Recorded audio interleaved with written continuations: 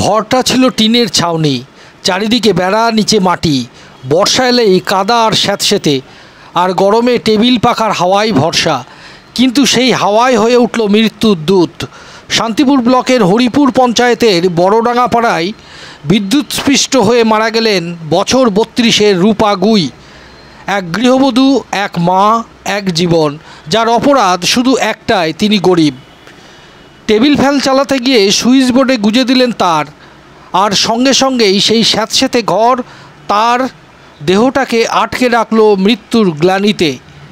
আশেপাশে কেউ ছিল না। স্বামী তখন শ্মশানে এক প্রতিবেশীর সৎকারে। বিদ্যুৎ আর অনাহুত একাকিত্বে নিভে গেল এক জীবন। এই মৃত্যু কি শুধুই দুর্ঘটনা, নাকি এক সামাজিক অপরাধ? এলাকাবাসীর গলায় ক্ষোভের ঝড়। নেতাদের ঘনিষ্ঠ হলে মিলত পাকা ঘর, পয়সা না থাকলে নাম ওঠে না তালিকায়।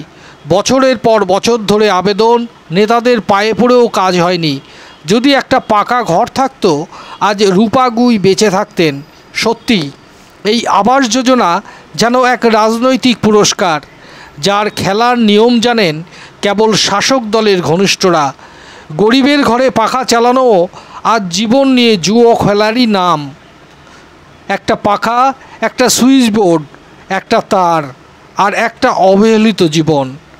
রূপা গুই নেই, থেকে গেল একটা ফাঁকা ঘর, একটা ভাঙা পরিবার, আর কিছু শূন্য আবেদনপত্র, যেগুলো আজও হয়তো কোনো নেতার টেবিলের নিচে পড়ে আছে চুপচাপ, যেমন চুপ করে আছে আমাদের নীতি নির্ধারক বিবেক।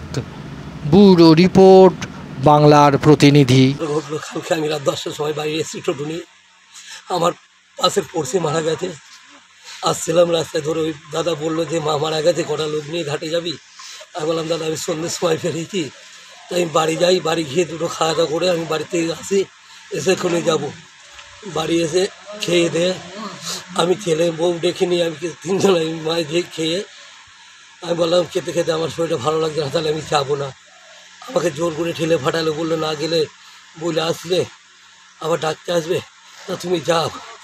বারবার করে ঠেলে আমাকে দিয়ে ফাটালো। আমি টোটো নিয়ে গিয়ে শ্মশানে গিয়ে 2-3টে কাটোই চিতাই চাপিয়েছি। তারপর বাড়ির থেকে আমার ভাইপোর কাছে ফোন করে দেখে ফোন করেছে, আমি সঠিক বলতে পারবো না।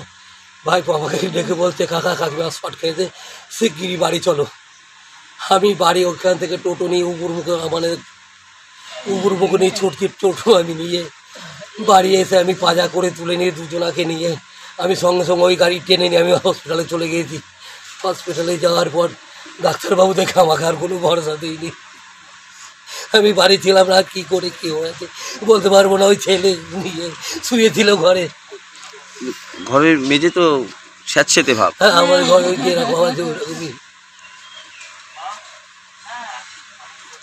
যে সরকারি যে ঘর পাওয়া যায়, সরকারি করেছিলাম প্রথম চ্যানেলে, আবার নামও এসেছিল, বিডিএর থেকে লোক এসেছিল, আমি বলেছিলাম। তারপরে সে ঘর আমার আসেনি, আর হয়নি। কি জন্য আসেনি সেটা আমি আর বলতে পারবো না। ওই এখানে প্রধানকে জানিয়েছিলেন বিষয়টা?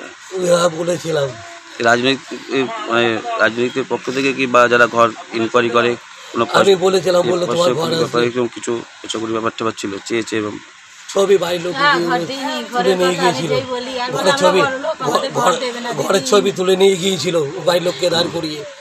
আমি তো আর সবসময় থাকতাম না বাড়ি, আমি কাজে বেটা ছিলাম, আমি কাজে যেতাম। বাড়ির লোক আমায় বলেছিল আবার ছবি তুলে নিয়ে গিয়েছে।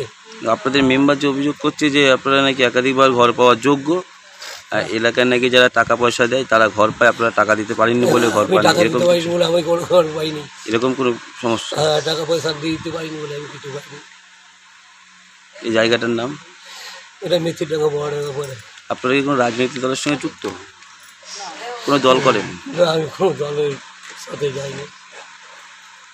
অর্থনৈতিক পরিস্থিতি খারাপ, টাকা দিতে পারেননি বলে ঘর পান।